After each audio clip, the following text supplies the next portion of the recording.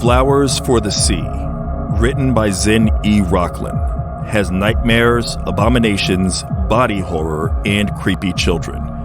It packs in about as many terrifying elements as you can reasonably expect a novella to contain. What lingered with me after I first read it, however, and what brought me back for a second read, is the level and layers of hatred its pregnant protagonist carries with her. Hate is sometimes discussed a bit reductively. It's talked about like it's a chaotic, incomprehensible demon that possesses some people, and that its sole purpose is to worsen the world. And sometimes that definitely feels true. I'll come back to that later. Hate isn't always something difficult to understand, however. Iraxi, the lead character in Flowers for the Sea, has multiple reasons to be hateful, and there are certain people who can't be too surprised to learn that she despises them. Her family has been murdered, her home burned down. A powerful man demanded her hand in marriage, and her rejection of him has led to disaster not just for herself, but her kin, her people. Many of them treat her with disdain, blaming her for their existence in exile. The man she loved, instead, is unwilling to match the sacrifice she would make to be with him. The fetus she carries brings her intense pain, discomfort, and nightmares. Her hatred is not a single emotion of a single color, but a collection that can be taken apart from the whole. These pieces are related, but each piece of her hatred has its own catalyst. As illustrated in this book, hatred can be relatable. Iraxi's emotions have either been felt by all of us or felt by someone we know. I am grateful that I don't believe I've ever been close to anyone seemingly possessed by any form of bigotry, but I have known people who've held hate for individuals who did something horrible to them or to someone they loved. I have also felt that hatred before. What hatred can lead you to do, the decisions it may drive you to make, is what really fuels the story of Flowers for the Sea. As captivating as its nightmares and monstrosities are, the hatred ultimately generates the most fear, and also curiosity. I don't believe hate, depending on its form, is purely and intrinsically unproductive. Something negative you hate about your behavior can motivate a positive change.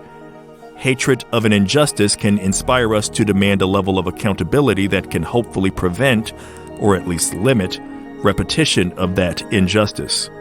That it also has its negatives is well established. Even righteous hatred born in response to misdeeds can easily spawn anger that targets and harms people not associated with the offenses. Zin E. Rocklyn's story generates considerable interest and horror out of making readers wonder where and how far Iraxi's hatred will take her. The episode of Black Mirror, titled White Bear, showcases an initially understandable hatred that grows into something extreme and purposeless beyond sustaining itself. And I'll have to get into that episode's major revelation for this, so consider yourself duly warned. The amnesiac protagonist, played by Lenora Critchlow, who happens to be the daughter of Frank Critchlow, who came up in episode 16 of this podcast recently, she is trying to survive in a strange dystopia where she is being hunted by armed, masked attackers for unknown reasons. She turns out to have been a murderer, one who killed a child, no less, along with her partner in crime, who gets her memory wiped daily to relive this hellish experience over and over as her punishment. The facility overseeing her punishment has become a hideous, popular theme park. At the end of every day, she is reminded of who she is in the murder she committed and paraded past people who comprise a chorus of fury and scorn, all aimed at her. The memory of her crime is never truly restored, nor her past consciousness. The exercise here, therefore, is not designed to punish the guilty so much as punish an innocent in a guilty person's skin. She is the person who murdered that girl, strictly speaking. But how much of that is just a technicality at this point? Imagine there was some science fiction foolproof method of clearing out someone's memories, and once they're gone, they're not coming back. they restrain you on an operating table and make you the next unwilling participant of this procedure. Your physical body will wake up from it, but you, your entire identity, every piece of consciousness that forms who you are, will not wake up and instead will disappear forever. I think most people, were this to happen to them, would experience a fear pretty close to that of their fear of dying before it actually happens, before the operation takes place. You are, for all intents and purposes, being erased. So what happens to Lenora's character in White Bear, I would argue, is happening to a different person from the one who committed the crime, and that's by design. And that, in my opinion, is what gives the episode its biggest impact from a story perspective, and what makes the concept of it all so despicable and indefensible. The idea of repetitive, agonizing punishment with no designated endpoint, essentially a form of hell on earth, is troubling to say the least. But other stories, even ones told in a very similarly themed television series that inspired Black Mirror, have tread that same terrain without quite feeling as disturbing, at least to me, as White Bear. The Twilight Zone did that sort of thing a few times, the closest version of it being, I think, the episode Judgment Night, in which a German U-boat captain who sinks a cargo ship without warning is forced to spend eternity reliving the event from the perspective of a passenger on the doomed ship.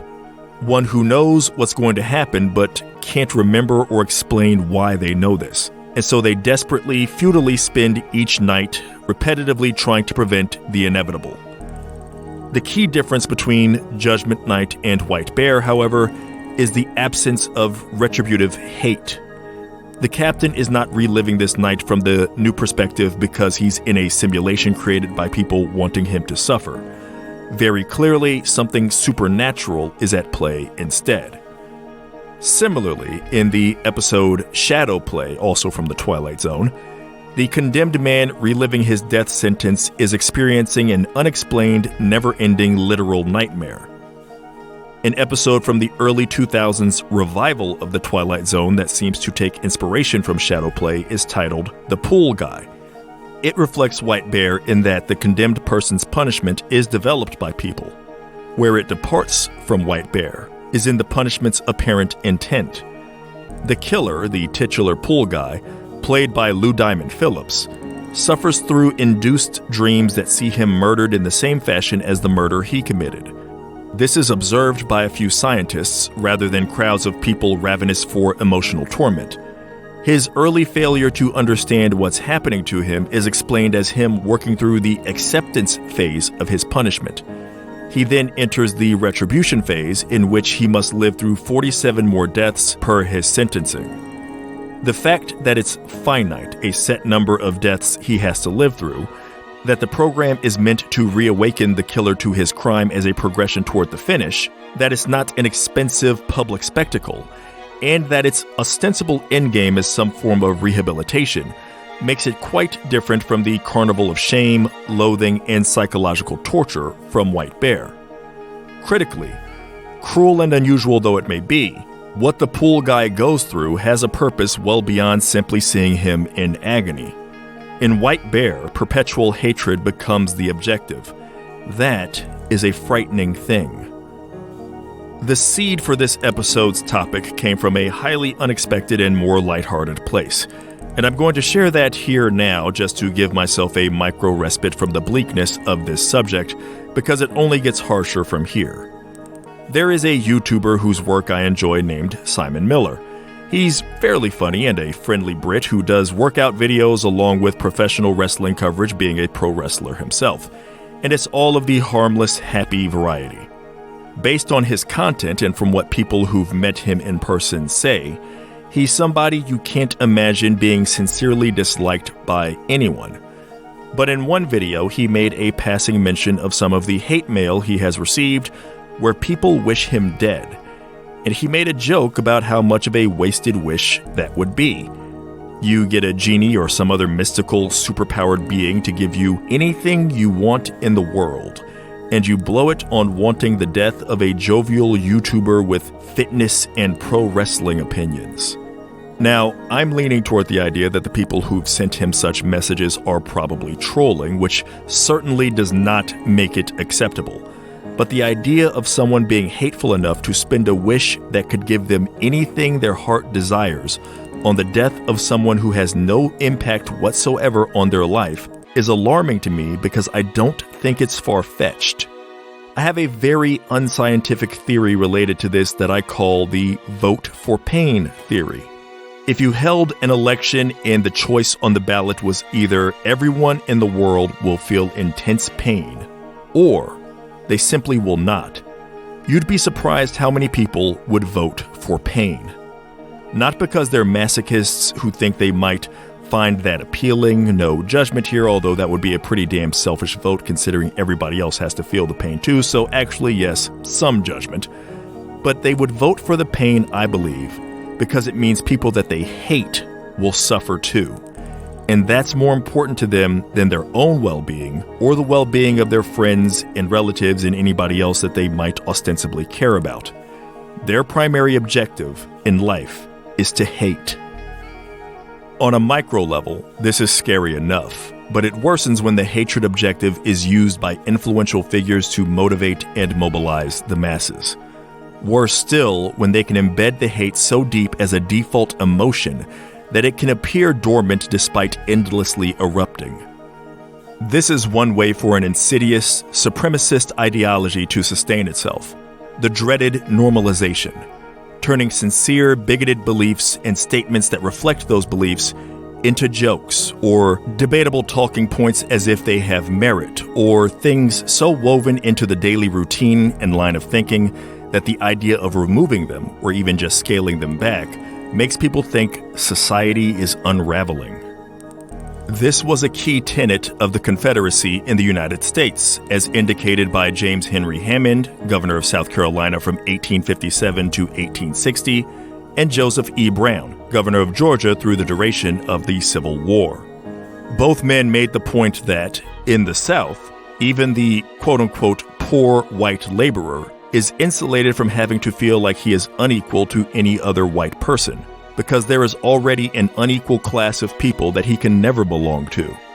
Indeed, Governor Brown went so far as to make the argument that poor, non-slave-owning whites had more to lose from the abolition of slavery, and would therefore fight the hardest to keep it, than did the rich slave owners, because the rich could just fall back on their money and assets to keep themselves at a higher station, while the white poor would have to face the new reality of being on the same level as the newly emancipated black poor. I can't personally imagine being said poor white laborer, knowing that that's what the governor and other wealthy men like him thought of me, and then thinking, yeah, he's making a great point about how a system built to keep me from aspiring for more for myself and my family, because I'm expected to be content with at least not being like those black slaves, is something I need to fight a war for and very possibly die for. Worth noting here, while the Southern Army was overwhelmingly comprised of soldiers from non-slaveholding households, a Cambridge University Press article written by Andrew Hall, Connor Huff, and Shiro Kurawaki provides evidence that slaveholding households provided a higher ratio of their own able-bodied men to fight.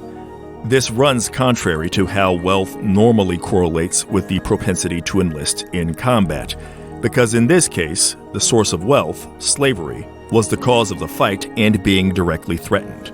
So on one hand, you have the words of Joseph Brown attempting to convince the poor that fighting for slavery is more valuable to them than it is to the rich who actually own slaves.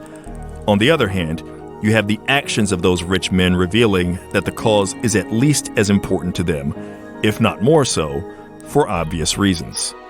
The lie had to be sold to maintain as much mass support as possible, and it's much easier to sell it if the hatred essential to it is already so baked into your society that most people won't begin to question whether getting rid of slavery might actually benefit them.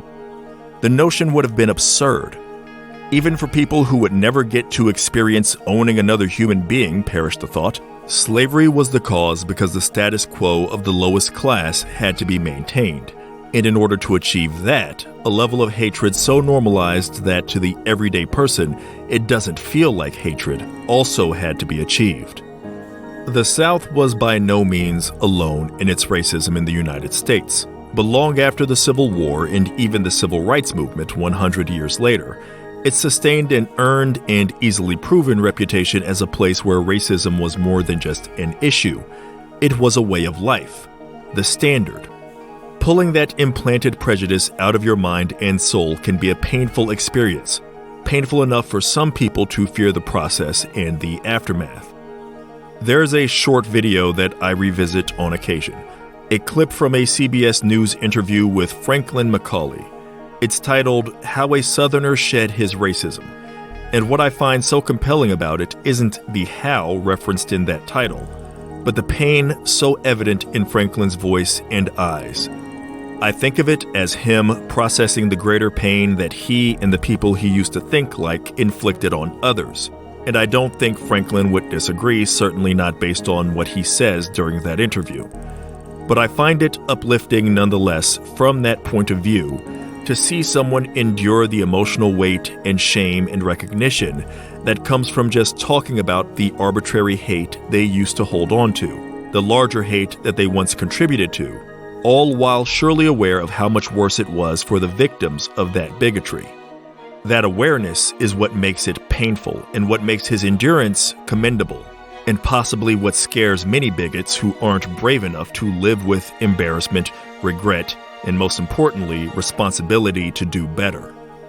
To say that the leaders of the southern states weren't alone in history in recognizing and utilizing hatred's potential to control and mobilize the masses would be an understatement.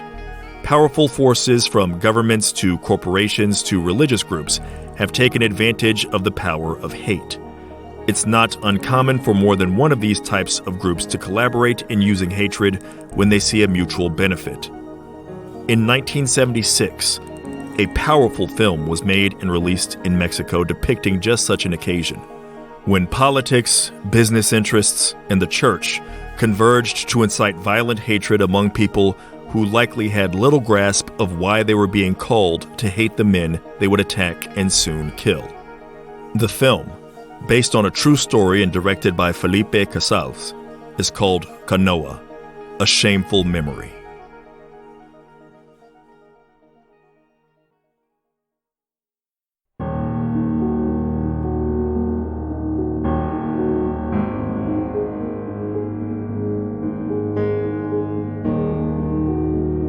Manufactured and manipulative hatred, once it reaches the ground level, so to speak, can take on somewhat absurdist properties. Displays of prejudice can seem ludicrous on the surface, but it's a papery veneer covering darker intentions and histories. A misogynist expressing anger at women for having dyed hair, for instance, seems like a laughable tantrum being thrown by a man-child, but it carries with it the history of societies trying to control what women can do with their bodies. Jokes about black people loving fried chicken and watermelon might seem frivolous if you don't trace them back to a preponderance of past depictions and descriptions of black folks as simple and lazy people who are easily contented with, well, the same things that white people like, but it's somehow different for the blacks. It doesn't have to make any sense as long as it's effective at making people appear inferior while simultaneously making them self-conscious and depriving them of the same basic pleasures others get to enjoy. The long-running stereotype of homosexual promiscuity is another example of this. This has dogged gay men in particular, although its impact on them inevitably has to spread to the larger queer community.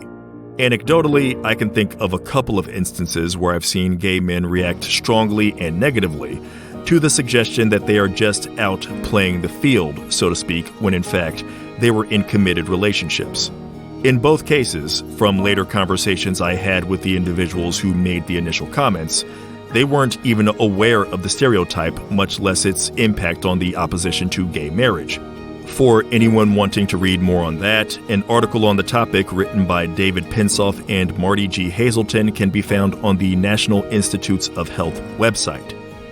Again, if you can infect people's everyday lives with stealthier elements of hatred, you can make people unwitting instruments of it, sow discord among friends, and destabilize any resistance by diverting focus from where it should be. Early in the film Canoa, it is made clear who the true enemies of the titular town's people are. The poor citizens are being bled beyond dry by the forces led by the most recently assigned priest, a man who arrives with a checkered past and a lust for power.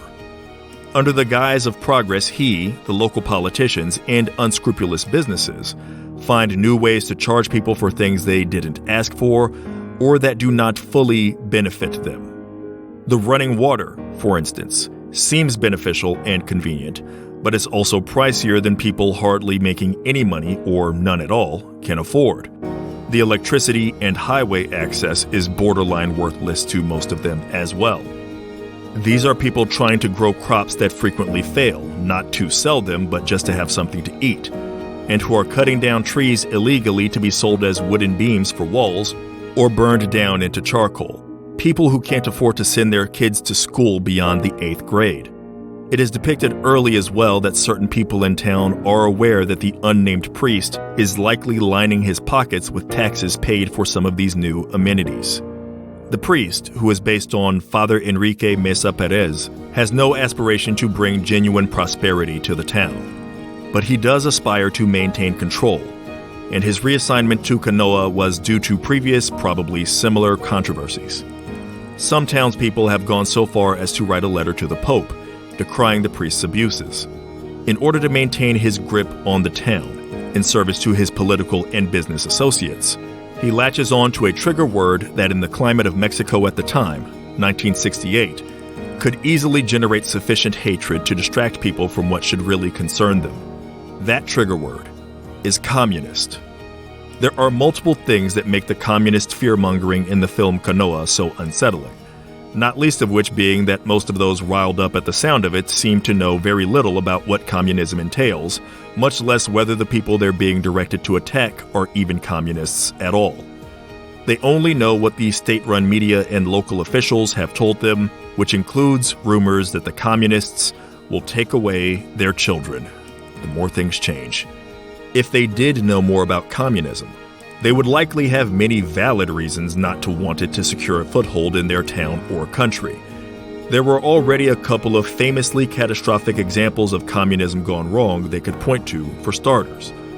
But allowing that would require actually encouraging people to be informed and permitting discussions that may produce unpredictable results, and if you're among the town's most influential citizens who want to maintain control, why risk that? Particularly when all you want to do is make people look away and not see that you're up to your elbows in the public coffers. When attempting to make hatred itself the objective, it's imperative to muddy the facts, deploy outright lies, and invoke things that people cherish the most, even if they're just barely related. A micro-level version of this appears in the legendary film The Seventh Seal. A petty and pathetic man named Raval, out of bored sadism and to make himself feel better after an earlier humiliation, drives the patrons at the local inn to bully and attack a traveling actor, Joff. While doing so, he steals the same threat used against him earlier by the large, intimidating squire who observed Raval stealing from the dead and who stopped him from assaulting a young woman. In order to inflame one of the locals, a blacksmith, Raval links Joff as guilty by association with one of his colleagues who has run off with the blacksmith's wife. Raval and the blacksmith know that Joff has had nothing to do with this and wasn't even aware of it. Otherwise, he wouldn't still be in town eating at the inn. But Raval knows this won't matter. Joff is an actor. The blacksmith's wife has left him for another actor who knew Joff. That's the only link that needs to be made. The original Marxist and Leninist form of communism was anti-religious. In 1846, Pope Pius IX referred to communism as, quote, an infamous doctrine. Over a century later, however, certain Latin American bishops within the Catholic Church were trying to mold communism to fit what would become known as, quote, liberation theology.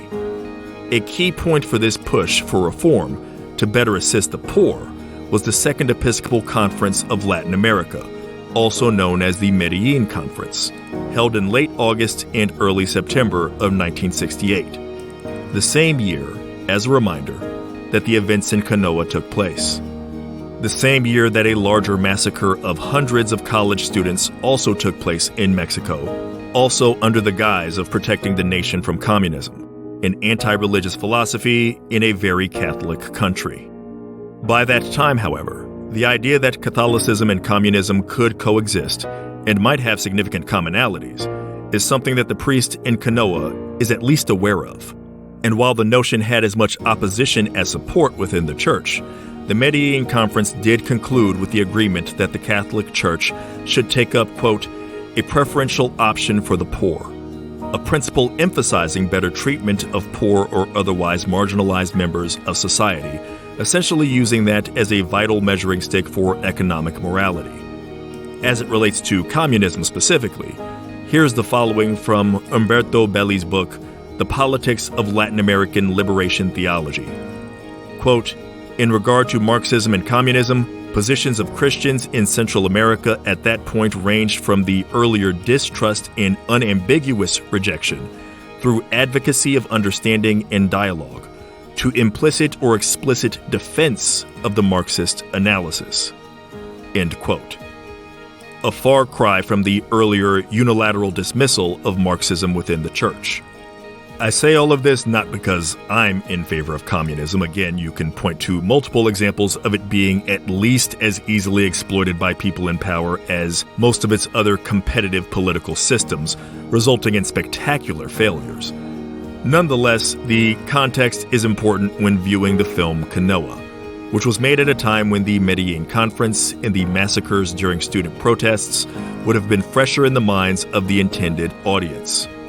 When the priest begins to spread talk of communists coming to Canoa, one of his followers immediately brands them as, quote, children of Satan. The priest's earliest castigations of these phantom communists, who never actually materialize in the town of Canoa, paints them primarily in the context of being sinful opponents of the church. In a later sermon, he warns the people of the town that the devil is loose, even among other priests with communist sympathies, whose thoughts, he says, are dictated by the devil. Representatives of these people are coming soon, he says, within 2 weeks, and with the intent to kill him. The economic concerns of the town are now far from the minds of his congregation. The priest provokes their anger and paranoia successfully, so that when 5 young men who work for the university do arrive, just wanting to hike the nearby mountain, not only do the townspeople see them as the anti-Catholic, murderous outlaws promised to come, they believe they're just the first of many, and that if they don't do something immediately, they will be overrun. These are the connections they are making. There are some people wanting to address issues of corruption, which negatively impact the poor. Who else says they want to address such a thing? Communists. University students opposed to wider-scale corruption have been protesting in Mexico City at around this same time. And who has arrived recently in Canoa, claiming that all they want to do is climb the local mountain trails? A handful of college-aged boys who are associated with the university. It is a situation reminiscent of Raval, the actor, and the blacksmith's wife in The Seventh Seal. Only the connection being made here between imagined threat and someone with nothing to do with it is even more tenuous. And of course, an even bigger difference, while The Seventh Seal presents a realistic scenario, Canoa is based on real events. The film also opens by telling you how things will end. Based on part of the title alone, A Shameful Memory, you can probably guess we're headed toward a violent, harrowing, criminal tragedy. It's horrifyingly effective and more than a little tough to watch, but really should be seen. Days after everything transpires, the town of Canoa is being distracted by bread and circuses, while donations are being taken up door to door because Canoa is facing charges from the government. Those who did not participate in the violence have to come out of pocket just the same as those who did. The economics are immediately an issue once again, at least for most of them. The priest remains in his position and maintains a following, insulated from any economic or legal blowback. The explosion of hatred has done nothing but kill innocence, exploit ignorance, and increase the vulnerability of an already powerless population. which, for the priest and his true peers and partners, qualifies as an objective completed.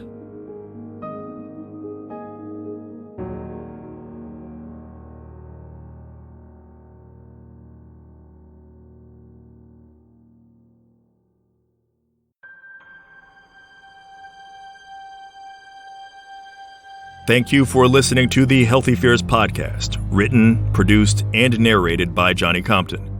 For transcripts and research notes for each episode, visit healthyfears.com. Primary sources for this episode include the American Political Science Review article, Wealth, Slave Ownership, and Fighting for the Confederacy, an empirical study of the American Civil War, written by Hall, Huff, and Kurawaki. Umberto Belli's book, The Politics of Latin American Liberation Theology. The CBS News interview with Frank McCauley. The article, What This Cruel War Was Over, found in The Atlantic, written by Ta-Nehisi Coates. And the article, The Effect of the Promiscuity Stereotype on Opposition to Gay Rights, by David Pensoff and Marty G. Hazelton. If you're interested in any of my writing, my publication credits, and links to my stories can be found at johnnycompton.com.